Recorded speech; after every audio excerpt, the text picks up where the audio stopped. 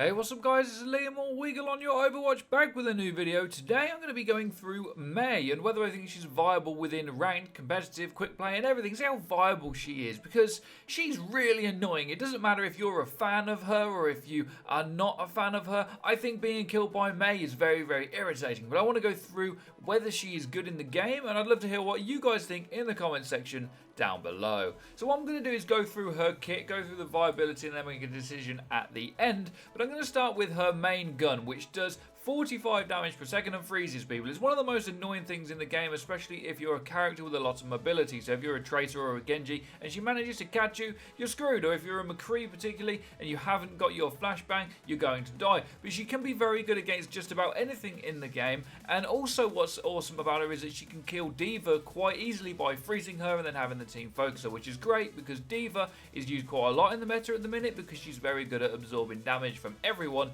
So Mei is quite a decent counter to her.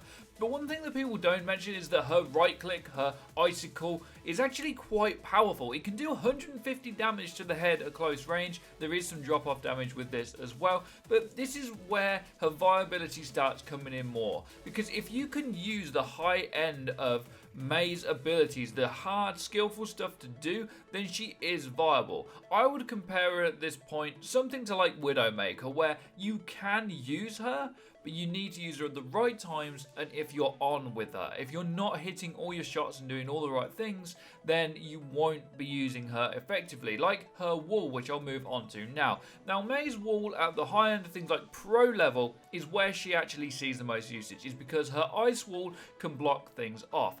What it can do is block ultimates. So say a D.Va ult's about to explode in your face, or McCree goes, it's high noon. You decide you want to just block all of that damage for your team, ice wall, no problem. It doesn't block infinite damage, but it does block infinite damage if it's one shot. So if something does 1,000 damage, if it hits one of the pillars, it won't go through the pillar and continue to do more damage. So it can block pretty much anything with the wall.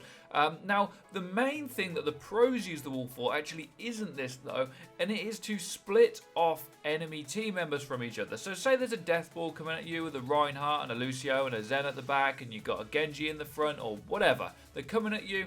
You can split them in half with the wall, and your team can then focus the people that are at the front. So you make sure you pick a choke point, of course, so that they can't just run around the wall. So they're coming through a checkpoint, whack the wall up, and then you kill the people on your side of the wall. That's where she really sees a lot of usage. Now, one thing I haven't mentioned as well is that she can keep herself alive quite well, because at close range she can do fairly decent damage, freeze people, kill them, but she can also use cryo freeze, which means no one can hit her. It blocks infinite damage as far as I know, and it heals her for 150 health, and you can take 0 damage for 4 seconds. It only has a 12-second countdown. So this is really, really good, and almost turns her into this like mini tank. It's very, very useful. The last thing is her Blizzard, which is her ultimate ability, which does 97 damage per second.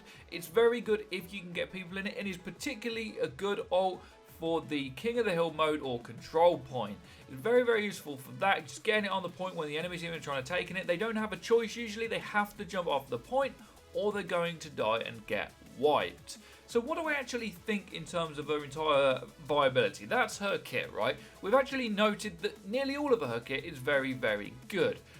The issue I have when I play ranked with my friends and you set up a comp is that when you've got a Mei on the team, you have to have a very specific comp, same as with certain other characters. So if you have a Roadhog, a lot of the time you want to go triple tank, because Roadhog's more of a DPS than a tank because of the amount of damage you can do.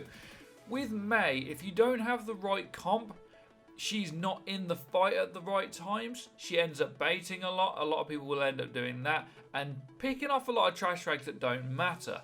If you can set up a death ball comp, especially if it's King of the Hill, you can really use her to block off damage, to wreck people with her ult, to focus the D.Va that's blocking all your team's damage and freeze her, because if she doesn't fly away, you're going to freeze her, and if she does fly away because you're freezing her, she's not a problem for your team. So she's very good against the current D.Va meta as well.